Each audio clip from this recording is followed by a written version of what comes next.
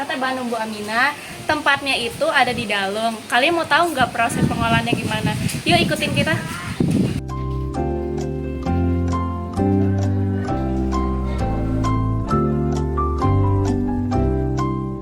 Kalau boleh tahu usaha Sate Bandung ini dari kapan ya Pak?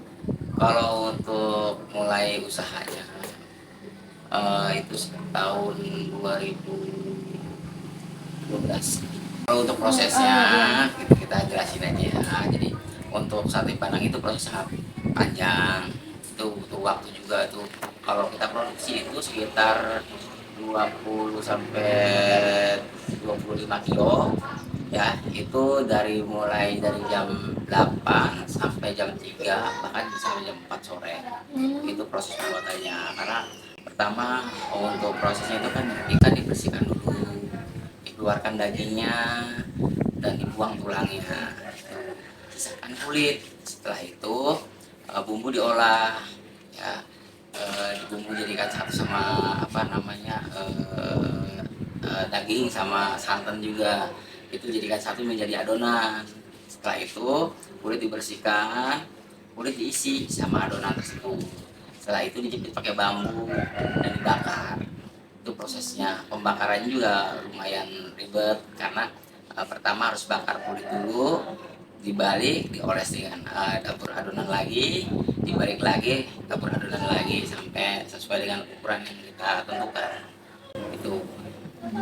Untuk sate Bandung itu kira-kira awet berapa hari?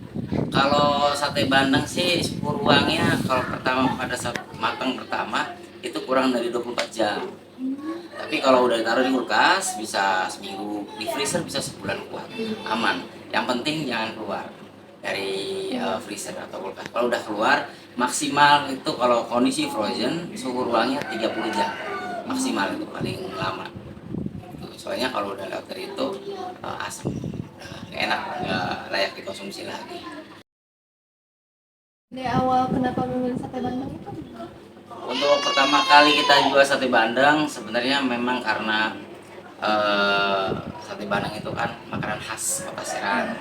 Nah, kenapa kita pilih itu ya, salah satu alasannya mungkin itu. Dan awal untuk usaha kita itu pertama kita prosesnya kita cari customer dulu ya, pasar dulu, cari customer itu dengan cara kita belum produksi punya kita sendiri, kita ambil barang dari luar dan lain kita jual.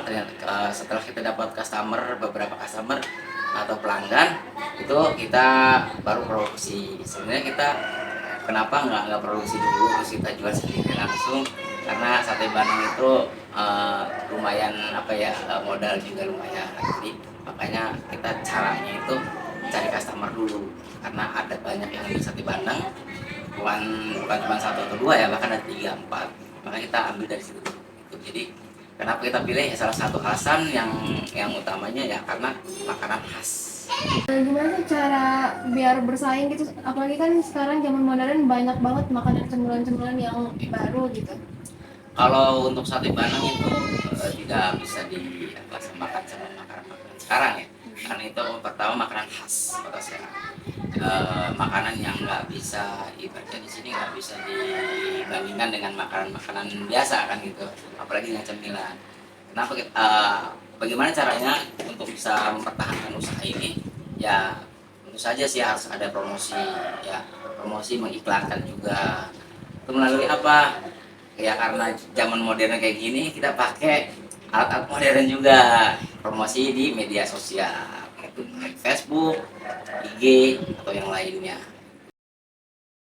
Ada nggak sih pesan dari Bapak untuk para penonton, apalagi anak-anak muda zaman sekarang buat melestarikan makanan?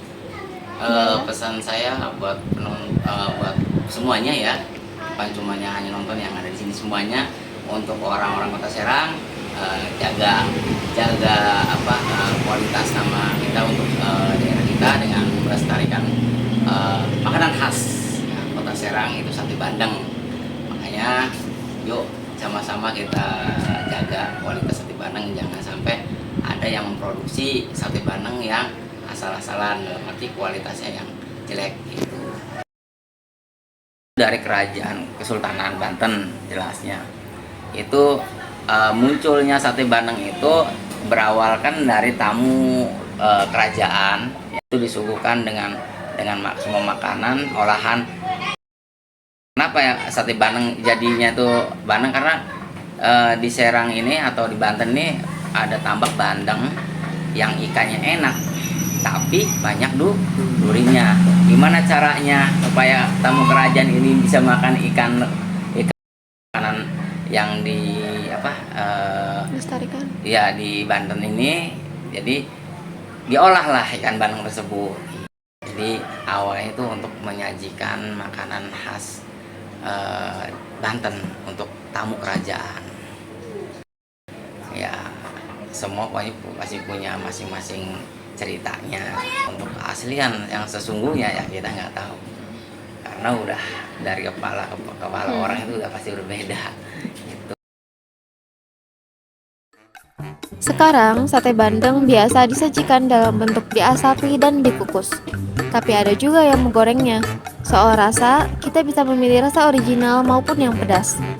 Karena cara pembuatannya yang khas, serta cita rasa yang gurih dan enak, sate bandeng sering dijadikan pilihan oleh para wisatawan yang sedang berkunjung ke Banten.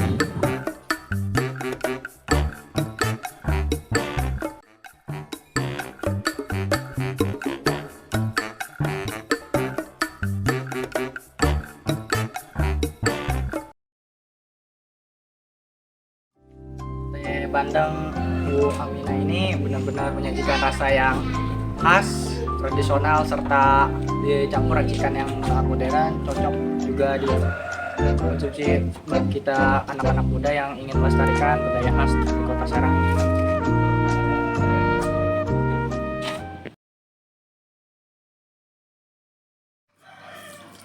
Kalau yang di Trans TV mah diliatin deh cara makan. Kayak lo tau gak sih makanan kucing yang di Bad food. enggak yang di blender terus jadi kayak gitu.